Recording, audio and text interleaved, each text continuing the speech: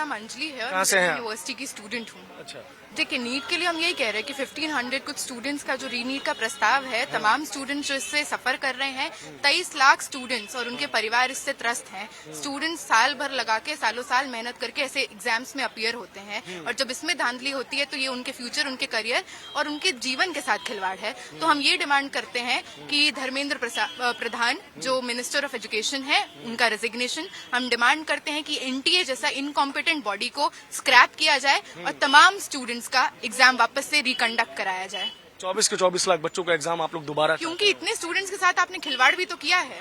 और मैं वही कह रही हूँ, ये समस्या बड़ी है। पिछले 7 सालों में 70 पेपर लीक हुए हैं। एनटीए, यूजी का, पीजी का, नेट का, नीट का, सबका जो टेंडर है एनटीए को दे दिया गया है। हम कल देखते हैं कि नेट का एग्जाम होता है और कहा जाता है कि उसमें जो इंटीग्रिटी है वो कॉम्प्रोमाइज हुई है। तो 11 लाख स्टूडेंट्स हैं जो इस बार नेट का एग्जाम दिए है ना, फॉर्म भरे, 8 लाख उसके एग्जाम में बैठे, 23 लाख उधर, 8 लाख इधर, लाखों लाख स्टूडेंट्स के साथ जो आप खिलवाड़ कर रहे हैं पिछले 10 साल से, ये अब बर्दाश्त नहीं किया जाएगा। तो हम इस डिमांड के साथ एडमेंट हैं और हम ये आंदोलन का रूप लेगा, ये और तीव्र गति से ये जो लड़ाई है बढ़ेगी। और मुझे लगता है देश में तमाम स्टूडेंट्स अब जान गए हैं कि ये सरकार स्टूडेंट्स के अगेंस्ट है, ये सरकार एम्प्लॉयमेंट के अगेंस्ट है, ये सरकार शिक्षा के अगेंस्ट है।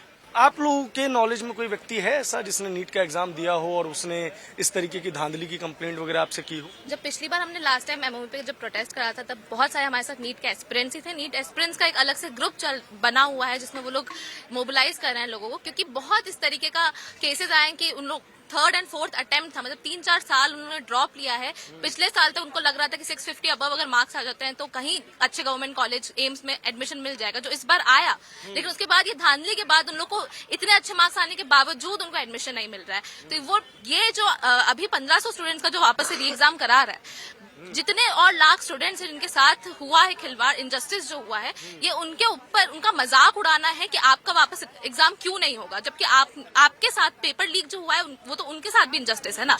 पेपर लीक ऐसा मुद्दा है जिसमें मेरे को लगता है कि दलगत की राजनीति से ऊपर उठ के बातचीत होनी चाहिए। एक तरफ हम देखते हैं कि राजस्थान में जब कांग्रेस की सरकार थी तब 17 पेपर लीक हो गए थे 5 साल के कार्यकाल में।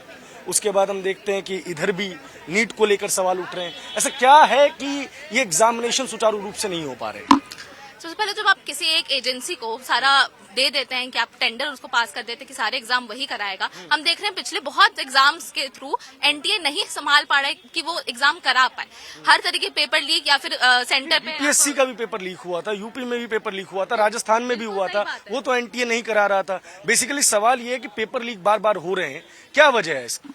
सरकार का इनकॉम्पिटेंसी है, वो चाहे कोई भी सरकार हो। अगर आप नहीं करा पा रहे हैं पेपर अच्छे से तो आप आगे जो शिक्षा के लिए जाना चाह रहे हैं स्टूडेंट, उसके फ्यूचर को बर्बाद कर रहे हैं, उसके साथ खिलवाड़ कर रहे हैं। और वो चाहे एनटीए हो या कोई भी सरकार हो, उसके अगेंस्ट हम लोग उतनी आवाज उठाएंगे जो बीजेपी, क्योंकि बीजेपी अभी जिस तरीके से रिस्पॉन्स आया उसका, वो ना तो नीट के ऊपर वो ये मान रही कि पेपर लीक हुआ है, जबकि बिहार में इतने सारे केसेस आ रहे हैं कि वहां से अपडेट्स आ रहे हैं कि बहुत सारे लोग को पकड़ा गया है अभी और पता चल रहा है पेपर लीक हुआ है। तो आप क्यों नहीं एक्सेप्ट करें पेपर लीक हुआ है?